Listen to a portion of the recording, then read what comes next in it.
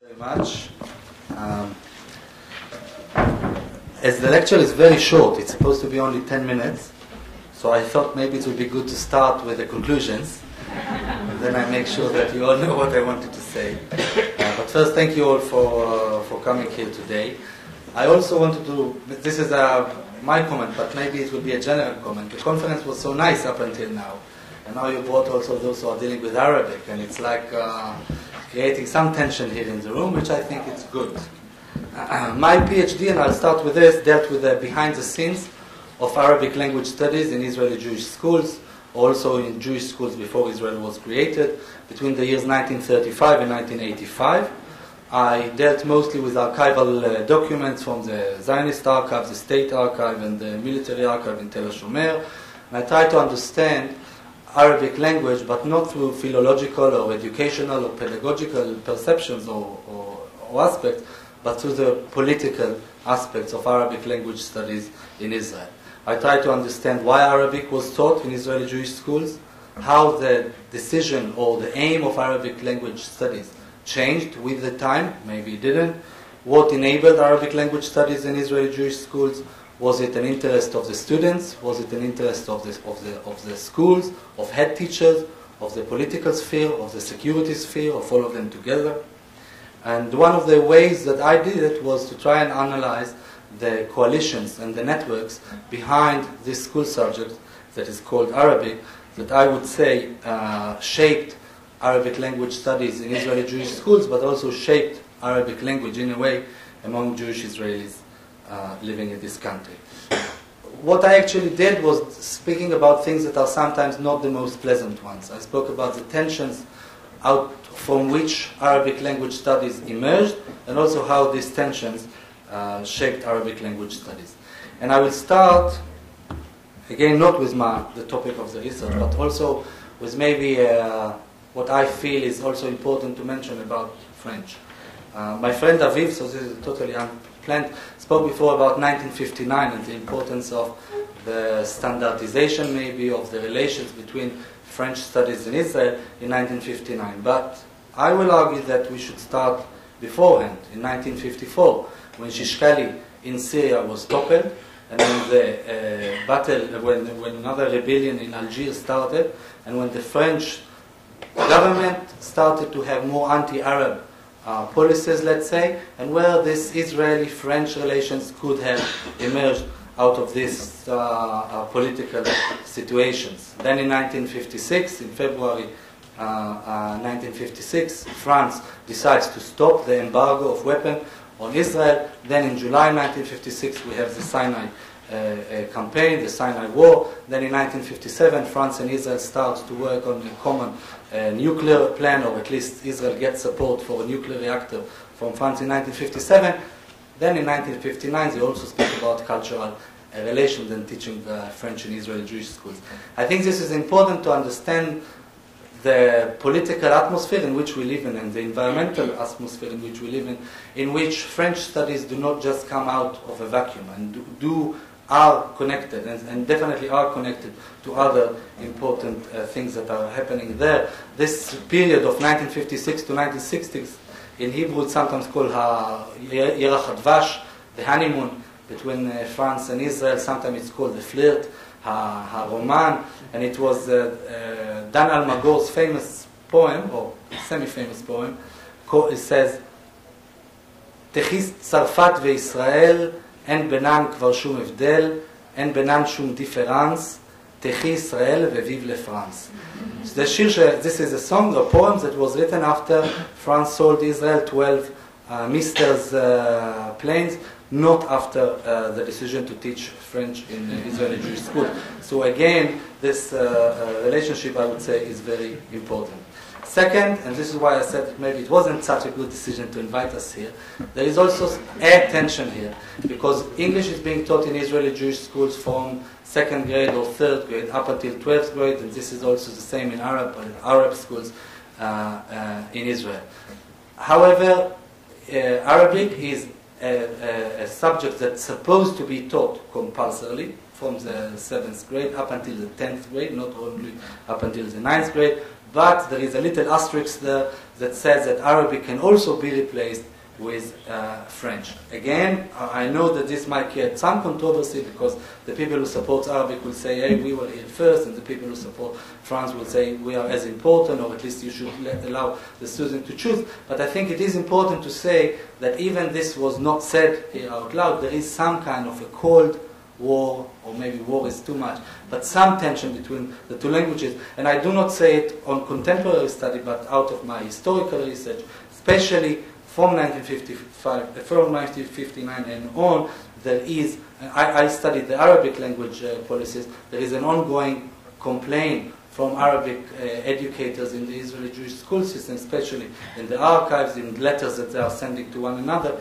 about the French. I will read one of them now. This is Avraham Lavi. We are speaking about 1964. He writes a letter to Lieutenant Colonel Avraham Sharoni, the head of the military intelligence. So already, the head of the Arabic school in the military intelligence. So already we see some connection here. On the one hand, the head of the Committee of Arabic Language Teachers in schools, and on the other hand, the military intelligence Arabic school, and he writes the following. I do not understand what is this matchmaking and connection between Arabic and French. This is perhaps because French has its own supporters in Israel and has its own snobism as a nature. Quote, of course.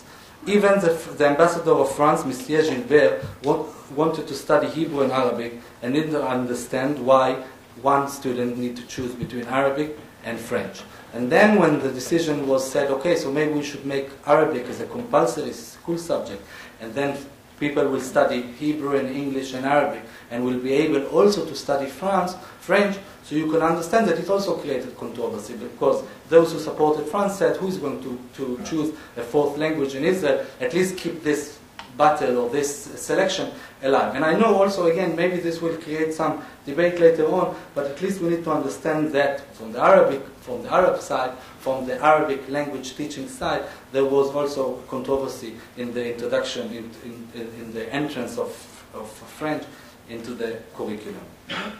Another thing that I thought it would be interesting to say is the politics of Arabic language. Now I'm moving more into the debate that we have here, and again, this is totally unplanned. But I saw in the little brochures that we got here. This is Bar-Ilan University, not the organizers of this conference. That we have Hebrew and we have English and we have French and we have Russian and we have Spanish, but we do not have Arabic on the Bar-Ilan publication. So of course this is nothing to do with this conference as such, but I think this helps us understand the politics in which we live in, where I don't know no one in Bar-Ilan University, but the people who runs Bar-Ilan, or maybe when one think about our publications, they say, should we have Arabic or shouldn't? Maybe we have more Spanish students and not so many Arab students here, which is not true. But never mind. But if we put Arabic on our publications, what this will mean? Maybe people are a bit afraid from this language. Maybe it will irritate them. Maybe it will be some kind of a threatening message. So let's keep Bar-Ilan with Hebrew and English and French and Spanish and Russian, and erase Arabic, which is still important to mention, official language in Israel. And coming back to the topic on which I wanted to speak about, I have 3 more minutes. Wow, this is no, I will do it all together. I'll just say, because I think it's important, also maybe for my friends later on, that I will maybe serve as some kind of introduction.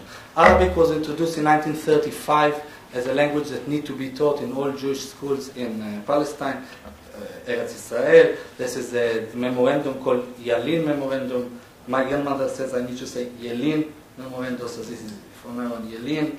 Then from 1941, there was a supervisor, a full-time supervisor for Arabic language studies. In 1948, there was a decline in Arabic language studies due to lack of so-called practicality. In 1950s, the creation of the Magamot Mizrachiyot, the Oriental classes, with the help of the Prime Minister's office. Then in the 1960s, there is another decline, and then this is what I wanted to speak with you about, but we don't have time. The 6 Days War came, 1967 war. And this is an important thing to say. In 1964, 1965, 1966, there is an ongoing decline in Arabic language studies in school. There are a lot of debates in the Ministry of Education, Ministry of Defense, and Military Intelligence. What should we do? Then in 1967, after the war, there is again an increase in the motivation of students to study Arabic in school. This is either because Arabic became more practical, there was a renewed need of the military regime, military government, government officials that need to deal with a huge population that Israel needs to contact with, and they need people who could speak Arabic. Also maybe other political and even economical, financial considerations. So this is an important thing to say, that Arabic went down and went up with a very important political event, which is the 1967 war. Then an ongoing, how to say this, tightening maybe of relations between these two ministries, the Ministry of Education and Ministry of Defense. And then in 1973, the Yom Kippur War, the 1973 war, which again created a controversy or created a renewed debate about the role of Arabic language studies in Israeli Jewish schools. One of the things was that the war was connected or related to a failure of the military intelligence to predict the war, and then there was a lot of changes made inside the military intelligence following the Agranat committee, and the head of the chief of staff was changed, was replaced. It was before Eli Zeira and later on Shlomo Gazit. All in all, Shlomo Gazit's entrance into the military intelligence, together with the failure of military intelligence in the war, created a much more stronger coalition between the Ministry of Education and the military intelligence, and the birth, of course in inverted commas, of other projects that will be military oriented, such as the Gadna Mizrachanim, the youth battalions, Morot Chayalot, soldiers, teachers, and others that started after 1973, related to the war. What I wanted to say, and I will finish with this with your permission. Then, by the way, in 1975, another decline. The next increase will come in 1978 with the Israel-Egypt peace treaty, and another decision of the Minister of Education together with the Prime Minister's office. What I wanted to say is that when we look at languages, foreign language, we look at schools generally, and foreign language studies more particularly, and we speak about language policy of countries, of states, of societies, of ourselves,